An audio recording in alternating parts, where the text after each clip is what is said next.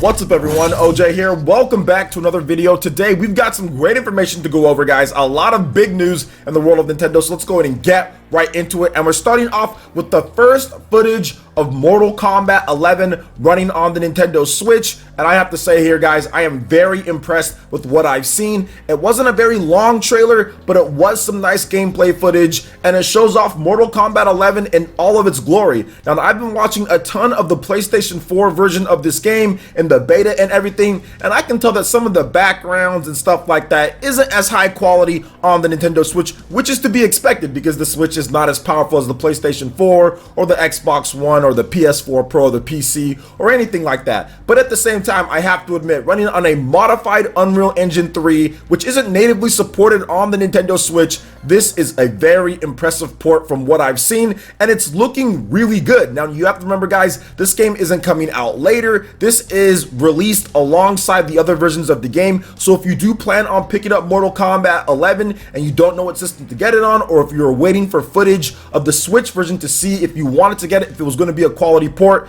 based on the hands-on time that we do have at PAX East in terms of what people talked about there, and now that we see the gameplay footage, you can put two and two together that this game plays smooth, it looks good, and it's going to be the return to Mortal Kombat that Nintendo has been waiting for a long time. It's been a while since we've seen a Mortal Kombat game on Nintendo platform. I think 11 years. I think the last time like the DS or something like that. So to see Mortal Kombat come back in its glory like this, and portable Mortal Kombat, this is the best that it's ever looked, and looks like things are running good as well. And of course, you have multiple options to play, docked on the TV and everything like that. They showed off a lot of like portable footage, and I know some of it was docked, but overall, I am just impressed. I am shocked that the game actually looks as good as it does, considering how graphically intense Mortal Kombat is. But then again, you have to remember that this is a game that's kind of confined a little bit. It's not like there's a ton of open areas and world and stuff like that. Really, what they did, it seems like they really enhanced and focused on the character models and making sure that was great. And then maybe the background's not as much detail and kind of particles and stuff that's going around there. I know that some people talked about like the X-ray and how that looks and the different type of attacks that you can do in the game, and how those might not look as good on the PlayStation 4 version. But at the same time, once again, if you're a Nintendo Switch owner and you want to play Mortal Kombat anywhere that you want, this is definitely a great option, especially with the story mode that they're putting in this game. The story mode looks absolutely amazing, kind of like Mortal Kombat 9 story mode was really good. So I will be picking up this game. I'm probably going to be doing a giveaway for it as well. I just want to buy it because I want Mortal Kombat 11 portably. I mean, and I just want it for like the culture of the Nintendo Switch. Third-party developers know that people do want games like this, so I'm buying it for that. I'm not necessarily interested in playing too much, but at the same time, like, I can buy it for the amount of work that they've done in this game. This is really, really cool. So what do you guys think about this first look at the Nintendo Switch version of the game? Remember, it's dropping, guys. Mortal Kombat 11 is due out PS4, Xbox One, PC, and the Nintendo Switch on April 23rd. Let me know your thoughts in the comment section below. All right, and moving on to the next topic here, we have some more reports / rumors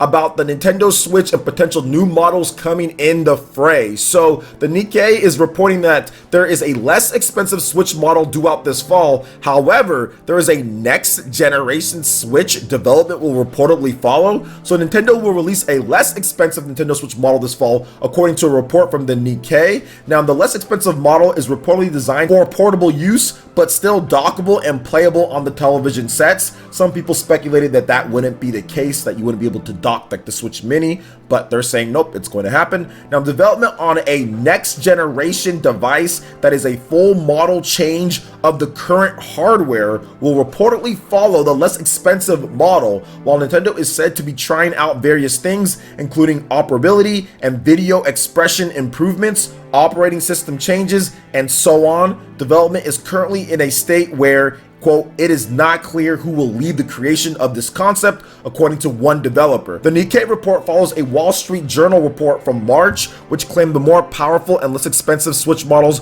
were planned for release as early as this summer. Now, in related news, they do talk about the quality of life project that was headed by the late Satoru Iwata. That has pretty much been canceled, according to them. But I do want to talk about this just a little bit because the reports kind of vary. They're talking about, with the Wall Street Journal, that there's going to be a Nintendo Switch Pro or a Nintendo Switch like model that's like the new Nintendo 3DS in addition to a Switch Mini. Now what they're explaining here in the Nikkei is something that is a completely like separate device. Maybe it plays Switch games, but it's not just a small jump. Maybe it's a bigger jump because they're talking about a full model change of the current hardware, and it will follow the less expensive one. And they're saying that it's going to come out in the fall. So we have a little bit of a different time period and kind of what's going on here. Wall Street Journal is reporting like a new Nintendo 3DS for like the Nintendo Switch Pro and a Mini. The Nikkei is reporting more of a next generation device. So it's a bigger bump from what we've maybe seen from like a Nintendo 3DS to new Nintendo 3DS. So at this point, guys, take it all with a grain of salt. That's what we should do at this point, because really we don't have any facts. We don't have anything that comes straight from Nintendo. Now I do believe that there is going to be some new Nintendo Switch models, and I do feel that Nintendo is going to move a little bit quicker in terms of making like the next Nintendo Switch or whatever it is, but I just don't know if it's going to be maybe a little bit more of a bump than what you would see from the new Nintendo 3DS, or sorry, the Nintendo 3DS to new Nintendo 3DS is going to be a little bit more than that, but you can still play all of your Switch games. That's what I'm thinking that this is going to be, but we're just going to have to wait on it, guys. We don't know what tech they're using. I'm guessing they're going to use some type of custom Tegra to make it stronger than what it would be, but yes, it makes sense that Nintendo would lead the creation of something, but they're not even sure if it's going to be something that is like who's heading the development of this project, like, you know, like a Mark Cerny who develops the next PlayStation 5 or helps is the lead of that. They're talking about it's really unsure, so who knows if that thing is going to come out anytime soon. But yeah, Nintendo always works on the next big system after their current system is, and you have to think about it, the Nintendo Switch has already been out for more than 2 years at this point, right? So it's already been out for more than 2 years, so yeah, they're going to be working on what's next. I think a Switch Mini makes sense as well, so we'll have to see that for games like Pokemon and Animal Crossing, all these games that were portable only in the last generation with the 3DS. It makes sense that they'd make like a smaller, cheaper device, but we'll have to wait and see on that one, guys, but it falls in line with what Nintendo's done in the past. So what do you guys think about this report from the Nikkei? Let me know your thoughts in the comment section below. All right, and moving on to the next topic here, Super Smash Bros. Ultimate version 3.0.0 update. DLC Joker is now available. Everything is locked and ready to go, but the servers took an absolute beating. That was the big thing on Twitter, and everybody complaining that we're streaming the game. Everybody was getting ready and wanted to play as Joker, and Nintendo's servers would not let you download it, and it took people hours to even be able to download it because there were so many people, probably millions upon millions of people who downloaded the Fighters Pass, who were ready to download it, and it seems like some people, based on where you were and when you logged in,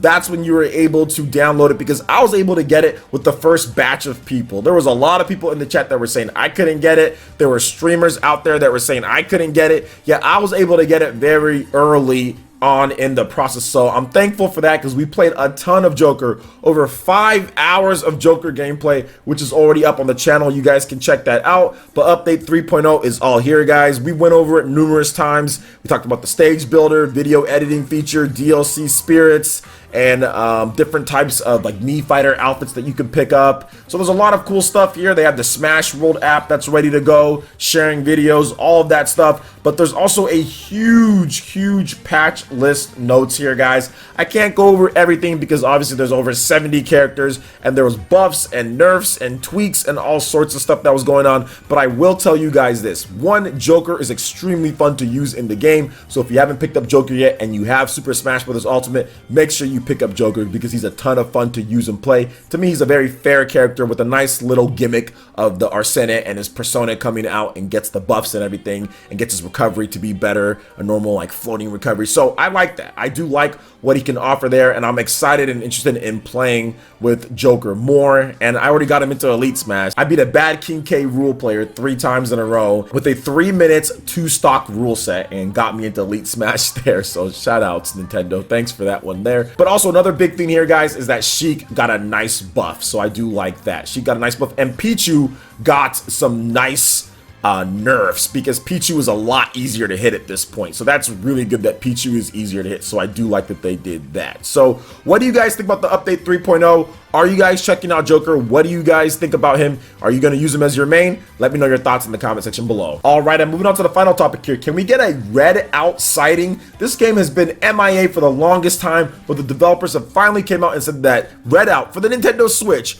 will be launching officially on May 14th. So the Nintendo Switch version of Redout, which was announced in January 2017, so over 2 years ago, will finally launch on the Nintendo Switch via the eShop on May 14th. Developer 34 Big Things have announced. Now, Redout on the Nintendo Switch will feature all its previously released downloadable content packs for a total of 60 tracks over 12 environments, 28 vehicles, 11 event types, and more than 100 events in career mode, hundreds of vehicle customization, liveries, and more. So they did talk about it, that they're very happy to finally bring this one out, and they're including all of the different DLC, and you know, they're happy that this game is finally coming out. So they did talk about it and everything that you get, but I have to agree here with the 100 events in career mode. I like the fact that there's actually a career mode. I mean, that's something, if you're looking for like an F-Zero type of experience on the Nintendo Switch, this might be it for you, because I know like Fast Racing Neo, that game has been out for a while now, and Redout seems pretty cool. I'm interested in these career mode and how that is. Maybe I'll check out some footage of that. And I do like vehicle customization. That's something that Fast Racing Neo does not have. So Redout seems to be like the real deal here. So what do you guys think about Redout launching finally on the Nintendo Switch? Let me know your thoughts about that and everything else that we discussed in the comment section below. All right, guys, that wraps it up for this video here. Go and check out the links in the description below. We got Facebook and Twitter. Go ahead and give us a like and a follow on our social media. Hit that like button if you did like this video. Let me know you guys want more content like this going forward in the future. And subscribe to PlayerEssence for the latest RPG, Japanese, and Nintendo gaming news. Thank you so much for watching, and we'll catch you guys for the next one. Peace.